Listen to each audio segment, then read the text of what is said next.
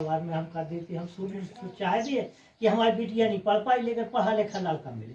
सबकी यही सोच रहती कि नहीं थी कि भैया पढ़ा लिखा लड़का मिले, कुछ पैसा भी लग जाए, चाहे हमसे स्वभाव मिले है, तो पढ़े लिखे परिवार में हम कर देते हैं। तो यदि हमारी बिटिया शिक्षित है तो तमाम समस्या आती है। वो कोई अंग्रेजी बोलता रहता है या कोई बात करता है पक्की बोलता है तो उसकी समझ में नहीं आता, बेचारी झेप जाती है। तो घर में आकर के अपनी सखी सहेलियों से बताती है। तो गीत के माध्यम से मैं बता रहा हूँ तुम्हें वो क्या कह रही है सखी से। कात पिया पढ़े अंग्रेजी गुइया और हिंदी में जानत नहीं, अरे बड़ी मुसीबत है गुइया। एक दिन बोले ले आओ वाटर, मैं ले आई उन्हें टमाटर, उन्हें दे 4-6 अंटर, बोले डैम फूल कहीं की रही चराती तू गैया, बड़ी मुसीबत है गुइया। तो प्रिय बंधु मेरे कहने का मतलब जब शिक्षा नहीं होना हम जान नहीं पाएंगे तो हम क्या करेंगे। अब उन्होंने समझा विज्ञान पर जरूर से उन्हें कहा कि अगर चाय आप पिला दो तो आप खुश हो जाए। तो कहानी एक दिन मोरे मन में आई, अपनी सखी सहेलियां से बता रही है, कहानी एक दिन मोरे मन में आई, बना के चाय मैंने उन्हें पिलाई, वे बोले यार गुड गुड भाई, मैंने समझी गुड़ यार कम है, दाल दो गुड़ दो दैया, बड़ी मुसीबत है। बोले कि गुड़ गुड़ अच्छा अच्छा और मैं सब्जी को रहा।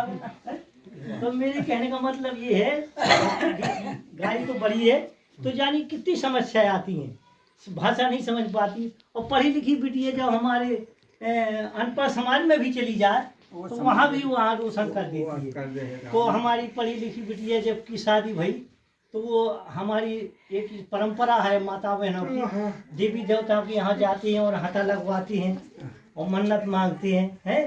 तो वो शिक्षित थी, वो जानती थी कि देवी देवताओं आशीर्वाद देंगे कि हमारी माता पिता ससुर साथ देंगे, लेकिन अब वो नहीं टाल सकती।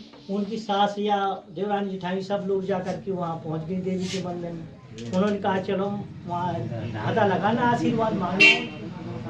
तो वो जा कर के गई, जैसे श्यामला देवी के मंदिर है तो वहाँ जो शेर बने तुमने देखा गेट पे, तो एकदम से वह ड्रामा करने लगी, कहाँ नहीं जाई जा रही बाई ये तो शेर बैठी है। अरे कहाँ लेगी कायदी फलानी तो इस साथ पर जो है बहू बिल्कुल पगली है, देखो तो वो पत्थर के शेर के डरा। अरे कहाँ भाई जी पथरा गया, अरे पगलू देख ले वे कहाँ काटत हैं, वे नहीं कछु करता उन्हें हाथ फेर के कहो। अब भीतर गई सो गैया एक बनी कहीं देखो मंदिर में गैया बनी कहो कछु बनो। तो उन्हें कही कहा भाई ये कछु बर्तन होता पर दूध दूध।